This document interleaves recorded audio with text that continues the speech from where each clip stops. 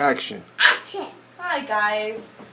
Have you ever been in a situation where you try your hardest to do something right and everything just keeps going wrong? I'm here to tell you that not to lose hope, that things usually end up turning brighter. Sometimes we make mistakes, but there's always a way to turn them around. Sometimes we end up learning from those mistakes and our situation ends up being better. This is kind of an example in a Thomas and Friends series that I have right here. My son, my 3-year-old son, is obviously, as you can see, a total Thomas fan. He's got Rosie here, Stefan, Emily, Percy, and Thomas. Those are just some of the characters that I'm sure you guys have seen before in the Thomas series. So I'm going to start out with a story called Rosie's Carnival Special. And it's based on the Railway series by Reverend W. Audrey. Hey. So I'm just going to start out with this story.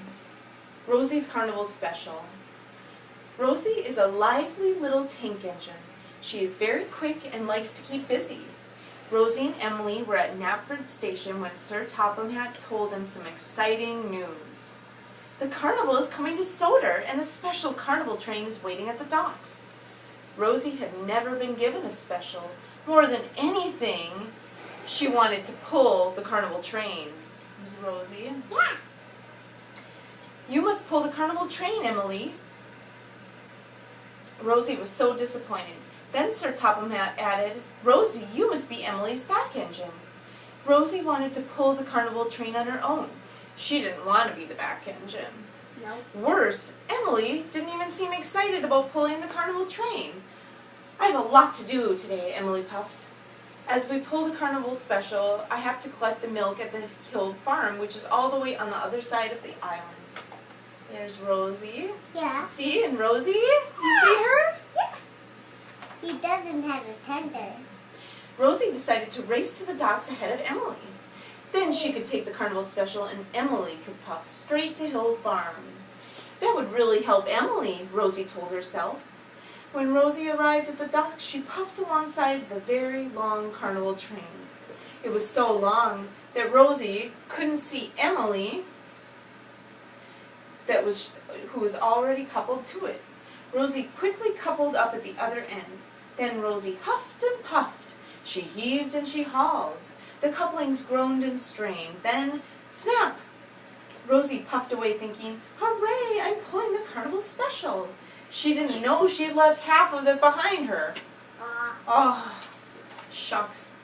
As Rosie puffed proudly along, one coupling after another snapped.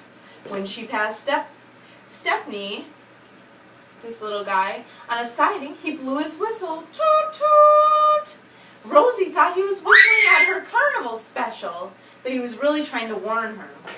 A freight car full of pink cotton candy sugar broke loose from Rosie's train, and it was headed straight for Stephanie.